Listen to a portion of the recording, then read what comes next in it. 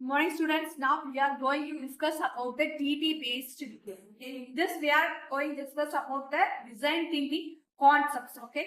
Now let's start. Santosh. I speak about design thinking.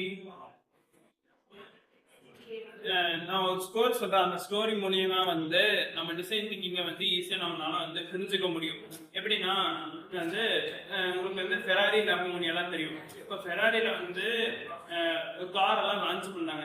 Launch பண்ணதுல வந்து லேம்பர்கினின்னு சொல்லி இந்த ஒரு பிஸ்னஸ்மேன் வந்து டிராக்டர் கம்பெனியில வச்சிருந்தாரு. அவரோட பிரேக் ஷூ இந்த மாதிரி எல்லாமே நல்லா இருந்துச்சு, இது எல்லாமே இருந்துச்சு. ஆனா அது வந்து ஃபெராரி ஊட்டிட்டு இருக்கும் போது வந்து என்ன ஆயிடுச்சுன்னா வந்து பிரேக் வந்து அடிக்கடி ஃபெயிலியர் ஆகிட்டே இருந்துச்சு. வேகமா போகும்போதும் இல்ல வந்து 6 மாசத்துக்கு ஒருத்தர் வந்து பிரேக் ஷூ மாத்திட்டே இருக்க வேண்டியதா இருந்துச்சு. அந்த அதை வந்து அட்ரஸ் பண்ணி வந்து அவர் வந்து ஃபெராரி கிட்ட போய் வந்து சொன்னாரு, இந்த மாதிரி பிரேக் ஷூ வந்து இப்படி இருக்கு, இந்த பிரேக் ஷூ மாத்தினீங்கன்னா வந்து கரெக்டா இருக்கும். ஏன்னா பிரேக் ஷூக்கே வந்து நிறைய காசு செலவு பண்ண வேண்டியதா இருக்குது. அதனால அது வேண்டாம், எங்க கம்பெனில வந்து பிரேக் ஷூ வந்து நாங்கள் நல்லா தயாரிச்சோம், குவாலிட்டியா இருந்தது, அந்த பிரேக் ஷூ வந்து நீங்க வந்து வச்சுக்கீங்க அப்படின்னு சொன்னாரு. ஆனா வந்து அவர் வந்து ஏற்றுக்கல. அதனால அவர் என்ன பண்ணாருன்னா ஃபெராரி மாதிரி அவங்க ஒரு கார் கிரியேட் பண்ணாங்க லேம்பர்கினியை. அந்த லேம்பர்கினியில வந்து பிரேக் ஷூ கரெக்டா கொடுத்தாரு, இன்ஜின் அதே மாதிரி கரெக்டா கொடுத்தாரு, அந்த டிசைன் எல்லாமே வந்து புதுசா கிரியேட் பண்ணி லான்ச் பண்ணாரு. இது மூலியமா என்ன தெரிய வருதுன்னா, ஒரு டிசைன் திங்கிங் வந்து அதுல என்ன யூஸ் பண்ணிருக்காருன்னா, எம்பத்திக்கு வந்து என்னன்னா பிரேக் ஷூ வந்து இந்த கரெக்டா இல்லைன்னு சொல்லி அதை கண்டுபிடிச்ச ஒரு கஷ்டமா இருந்தது. ஸோ அதனால வந்து அது வந்து எம்பத்தி.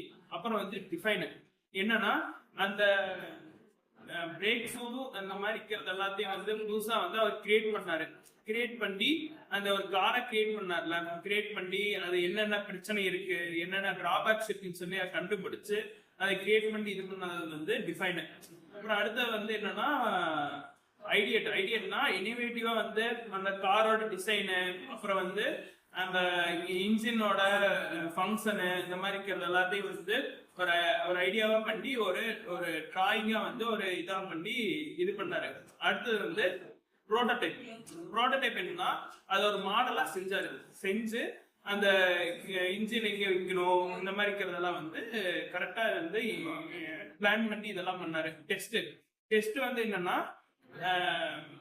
அந்த காரை வந்து கரெக்டா கொண்டு போய் ரோட்ல கரெக்டா ஓடுதான் இல்ல ஸ்பீட் கம்மி ஆகுதா என்ன ஏதுன்னு சொல்லி அவர் வந்து ஐடென்டிஃபை பண்ணி ரேஸ் ட்ராக்ல ஓட்டுனாரு. அவ்வளவுதான்.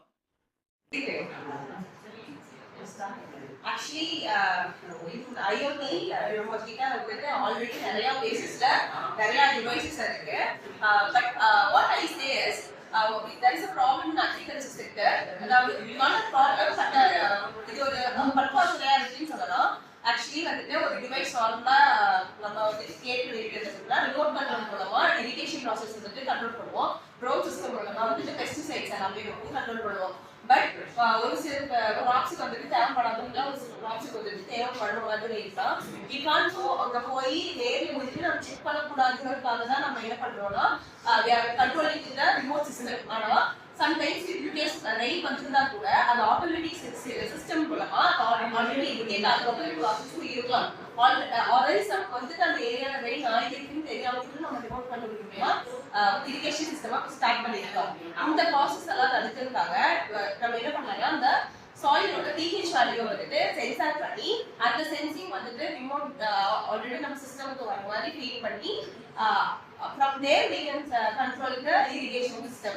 இந்த மாதிரி pH சென்சாரையும் நம்ம இரிகேஷன் சென்சாரையும் கம்பைன் பண்ணி சென்சார் கிரியேட் பண்ணா more effective இருக்கும். ஆல்ரெடி இருக்கிற சென்சார்ஸ் கம்பேர் பண்ணி Myself, Reshma, I'm going to talk about cytosolium. In this, I'm going to give you like an example. For example, there's a small outside, small shop in left side, and the mail has got hacked. Because of that, the customers will get calls and emails.